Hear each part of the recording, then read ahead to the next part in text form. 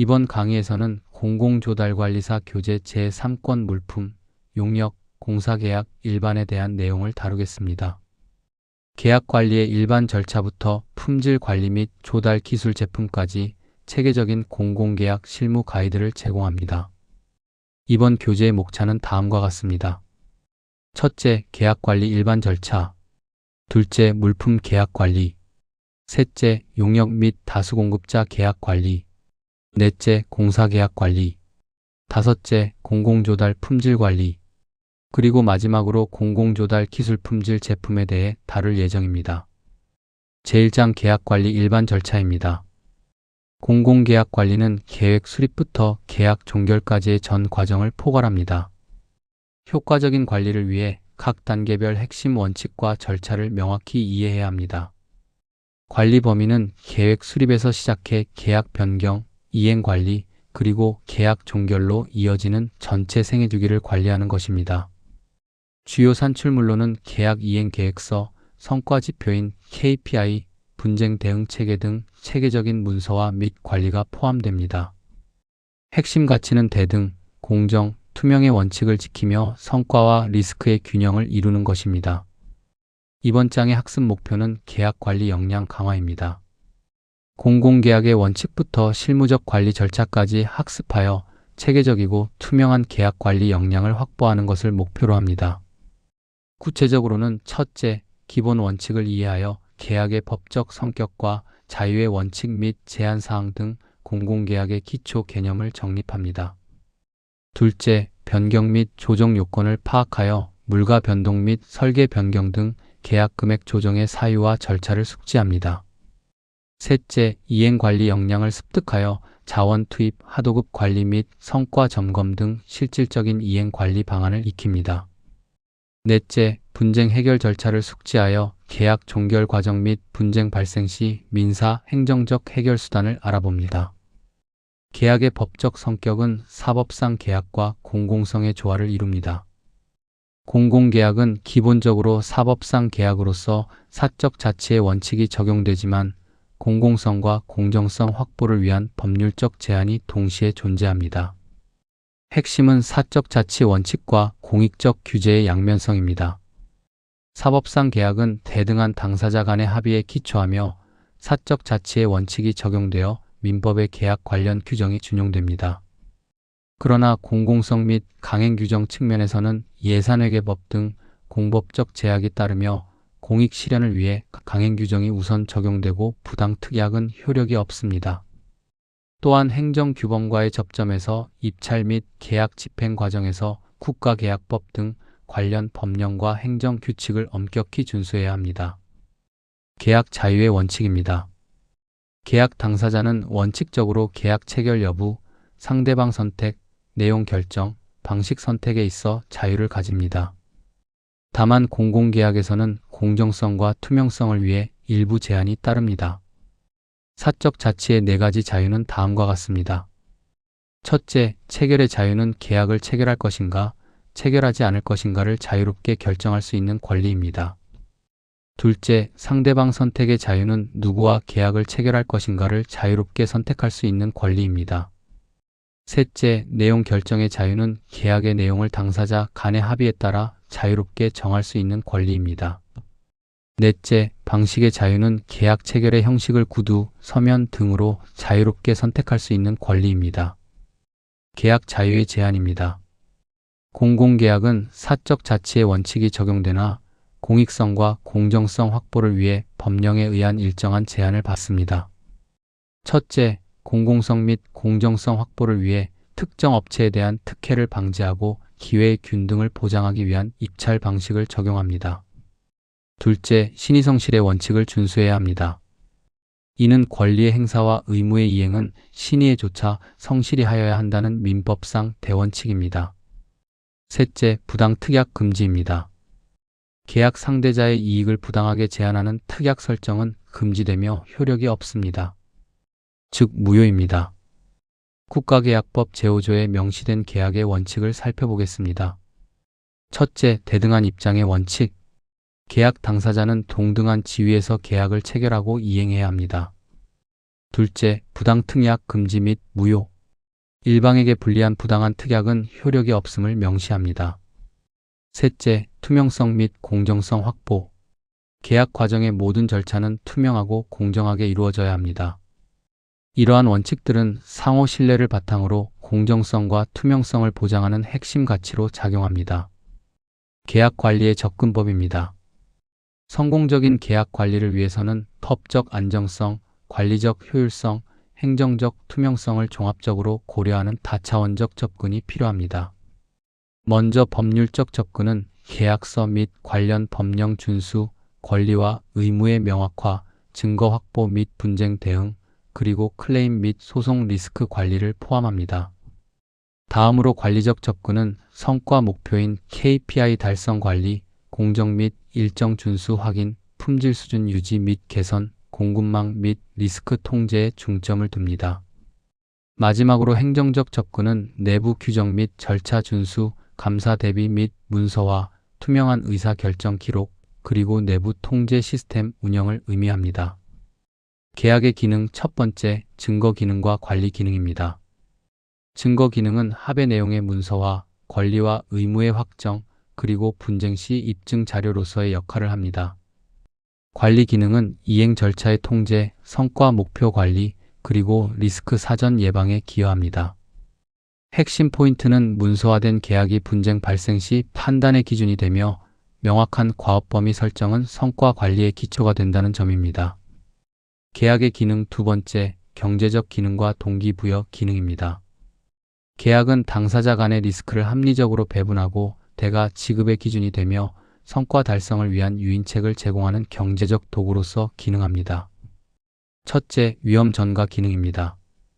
가격 변동, 공기 지연, 품질 저하 등 발생 가능한 리스크를 당사자 간에 합리적으로 배분하여 불확실성을 관리합니다. 둘째, 지불 기능입니다. 계약 금액, 선금, 기성금 등 대가 지급의 시기와 조건을 명확히 하여 안정적인 자금 흐름과 정산을 보장합니다. 셋째, 동기부여 기능입니다. 성과 기반 보상 체계나 인센티브를 통해 계약 상대자가 최상의 결과를 도출하도록 유도합니다. 계약의 성립 요건, 유효한 계약을 위한 4가지 요건입니다. 계약이 법적 효력을 발생시키기 위해서는 당사자의 의사표시 합치뿐만 아니라 내용의 확정성, 실현 가능성, 그리고 법적, 사회적 타당성을 모두 갖추어야 합니다. 첫째, 의사표시의 합치입니다. 청약과 승낙이라는 서로 대립하는 당사자 간의 의사표시가 일치해야 성립합니다. 둘째, 이행 가능성입니다. 계약 체결 당시를 기준으로 실현 가능한 내용이어야 하며 원시적 불능인 경우 무효입니다. 셋째, 법적, 사회적 타당성입니다.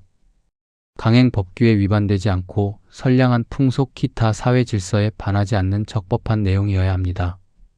넷째, 확정성입니다. 계약의 내용이 명확하거나 적어도 이행기까지는 구체적으로 확정될 수 있어야 합니다. 계약서 해석 우선순위, 해석 기준의 3가지 원칙입니다. 1순위는 특수 조건이 일반 조건보다 우선합니다. 개별 계약의 특성을 반영한 특수 조건을 우선 적용합니다. 2순위는 수기 문구가 기본 문서보다 우선합니다. 현장에서 직접 기재한 문구가 인쇄된 표준 문구보다 우선합니다. 3순위는 강행 규정 준수입니다. 법령상 강행 규정은 모든 계약 내용에 우선합니다. 체크 포인트는 상호 모순되는 내용이 있을 경우 개별적이고 구체적인 합의가 일반적이고 표준적인 내용보다 우선한다는 것입니다. 착수 협의 절차입니다. 계약 이행의 시작점인 착수 및 착공 신고에 대해 알아보겠습니다. 계약 상대자는 계약 체결 후 정해진 기한 내에 착수 또는 착공 신고서를 제출하고 발주기관과 협의하여 구체적인 과업 수행 계획을 확정해야 합니다. 첫째, 용역 계약의 착수 신고서는 사업 책임자 선임계, 예정 공정표, 인력 및 장비 투입 계획서 등 제반 서류를 제출하여 승인을 얻습니다. 둘째, 공사 계약의 착공 신고서는 현장 대리인계, 안전 및 환경 관리 계획서, 품질 시험 계획서 등 현장 운영 및 안전 관리를 위한 필수 서류를 제출합니다. 셋째, 착수 전 확정 및 협의입니다. 착수 보고회를 통해 과업 수행 방향을 설정하고 산출물 목록 및 세부 일정을 발주청과 최종 조율해야 합니다. 계약 이행 자원 투입은 체계적 자원 관리와 보고를 포함합니다. 계약 상대자는 계약 체결 후 즉시 인력 및 장비 투입 계획을 수립하여 승인을 받아야 하며 계약 기간 동안 정기적인 공정 보고를 통해 이행 상황을 투명하게 관리해야 합니다. 자원 투입 계획 수립에는 인력 계획으로 현장 대리인, 기술자 배치, 장비 계획으로 주요 장비 반입 및 반출 일정, 그리고 변경 관리로 대체 인력 및 장비 사전 보고가 포함됩니다. 핵심 준수사항은 자원 투입 계획을 착수 신고서와 함께 제출하며 계약 이행 중 변경이 필요한 경우 반드시 발주청의 사전 승인을 얻어야 한다는 것입니다. 월별 공정 보고는 매월 말일 기준의 공정 현황을 작성하여 다음 달 정해진 기한 내에 보고해야 합니다. 보고 기한은 2월 14일입니다. 하도급 관리입니다. 공정하고 투명한 하도급 체계 확립에 대해 살펴보겠습니다. 공공계약에서 하도급 관리는 중소기업 보호와 시공 품질 확보를 위한 필수 요소입니다. 적기 통보, 적정성 심사, 그리고 철저한 이행 관리를 통해 건전한 계약 질서를 유지합니다. 하도급 통보는 하도급 계약을 체결한 날로부터 30일 이내에 발주기관에 서면으로 통보해야 하며 통보 누락 시 제재를 받을 수 있습니다. 적정성 심사는 하도급의 적정성을 심사하여 계약 금액이 일정 비율 미만이거나 저가 하도급인 경우 부당 특약을 방지합니다. 발주청 보고는 발주청이 하도급 등의 위반 사항을 관리하고 불공정 행위 이력을 추적하며 필요시 직접 지불 조치를 취합니다. 변경 계약 일반 절차입니다. 계약 내용 변경의 법적 근거와 원칙에 대해 설명드리겠습니다. 계약 체결 후 예기치 못한 사정 변경 발생 시 계약의 목적 달성과 당사자 간 형평 유지를 위해 계약 내용을 합리적으로 조정하는 절차입니다. 사정 변경의 원칙은 계약 성립 당시 예견할 수 없었던 현저한 사정 변경 발생 시 계약 내용을 수정하거나 해제할 수 있는 법리적 근거입니다. 핵심 원칙은 사정 변경의 원칙에 따른 신의 성실한 계약 이행 보장입니다. 국가계약법 제19조에 따르면 물가 변동, 설계 변경, 기타 계약 내용의 변경으로 인하여 계약 금액을 조정할 필요가 있을 때 그 변경을 의무화합니다. 객관적 증빙 조정은 변경 사유에 대한 객관적 사실 입증 자료와 증빙 서류에 기초하여 계약 금액 및 기간을 합리적으로 조정하는 것입니다. 물가 변동 조정, 즉 에스컬레이션입니다. 계약 금액 조정 요건 및 절차에 대해 알아보겠습니다. 물가 급등락으로 인해 계약 금액을 조정할 필요가 있을 때 적용하는 제도로 계약 체결 후 일정 기간 경과 및 일정 비율 이상의 물가 변동이 발생한 경우에 한해 인정됩니다. 조정 요건은 두 가지가 동시에 충족되어야 합니다. 계약 체결 후 90일 경과, 그리고 물가 변동률이 3% 이상 증감해야 합니다. 조정 방식은 계약 체결 시 명시된 방식에 따라 조정률을 산출합니다. 품목 조정률은 각 품목 등락폭을 합산하며 지수 조정률은 비목군별 지수 변동을 따릅니다. 조정 신청 시 유의사항은 물가 변동으로 인한 계약 금액 조정은 계약 상대자의 청구에 의해 이루어지며 조정 기준일 이후 이행될 잔여 공사나 물품 부분에 대해서만 적용된다는 것입니다. 조정 절차는 조정 신청, 검토 및 협의, 금액 조정의 순서로 진행되며 신청일로부터 30일 이내에 조정이 완료되어야 합니다. 설계 변경 조정은 공사량 증감 및 단가 결정 원칙을 따릅니다. 기본 원칙은 설계서의 내용이 불분명하거나 현장 상태와 다를 경우 또는 발주기관의 필요에 의해 공사 내용을 변경할 수 있으며 이에 따른 계약 금액을 합리적으로 조정해야 한다는 것입니다. 주요 변경 사유로는 설계서와 현장 상태의 불일치, 발주기관의 계획 변경, 법령 개정 및 신기술 적용 필요시 등이 있습니다. 설계 변경 사유가 발생하면 첫째, 현장 여건 변화를 확인하고 변경 필요성을 검토합니다. 다음으로 변경 도면, 내역서 작성 및 발주청 승인을 거쳐 설계서를 검토하고 승인합니다. 신규 비목 단가 결정 순서는 1순위 시장 거래 가격, 즉 실거래가이며 2순위는 유사 단가, 즉 유사 공정, 그리고 3순위는 원가 계산, 즉 견적 가격 순으로 결정됩니다. 계약의 해제 및 해지, 불이행에 대한 제재 및 조치입니다. 계약 상대자의 책임 있는 사유로 인하여 계약의 목적을 달성할 수 없다고 인정될 경우 발주기관은 계약을 해제하거나 해지하고 이에 따른 법적, 행정적 제재 조치를 취하게 됩니다. 귀책 사유별 절차는 계약 이행 가능성을 검토 후 이행 최고, 즉 독촉을 거쳐 계약 해제 또는 해지를 통보합니다. 선금 반환의 경우 기성 부분에 대한 검사 및 타절 정산을 실시하고 미정산 선금 잔액은 즉시 반환 청구합니다. 강력 제재로는 보증금 국고 귀속 조치 및 부정당 업자 제재, 즉 입찰 참가, 자격 제한 처분이 내려질 수 있습니다. 분쟁 해결 절차 첫 번째, 민사상 수단입니다. 소송은 강제력이 확실하나 비용이 크고 조정 및 중재는 신속하고 유연한 해결이 가능하여 실무적으로 선호됩니다.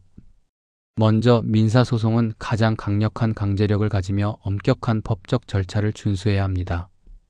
3심제로 진행되어 시간과 비용이 많이 소요됩니다. 다음으로 화해 및 조정은 상호 양보와 타협을 통해 이루어지며 법원 또는 민간 조정을 통해 진행됩니다. 합의 시 확정 판결과 동일한 효력을 가집니다. 마지막으로 중재는 전문가에 의한 판정을 따르며 단심제로 신속한 종결이 가능하고 비공개 원칙으로 비밀 유지가 가능합니다. 분쟁 해결 절차 두 번째, 행정상 수단입니다. 이는 행정심판과 행정소송을 포함합니다. 공공계약 관련 처분의 위법 부당함에 대해 행정청에 구제를 요청하거나 법원에 소를 제기하는 절차입니다. 첫째, 행정심판은 행정청의 위법 부당한 처분으로 권익을 침해당한 경우 행정심판위원회에 청구하여 구제받는 제도입니다. 둘째, 행정소송은 행정청의 처분 취소 또는 무효 확인을 구하거나 부작위 위법 확인을 위해 법원에 제기하는 소송입니다. 셋째, 집행정지는 처분의 집행으로 회복하기 어려운 손해 예방을 위해 본안 판결 전까지 효력을 정지시키는 제도입니다.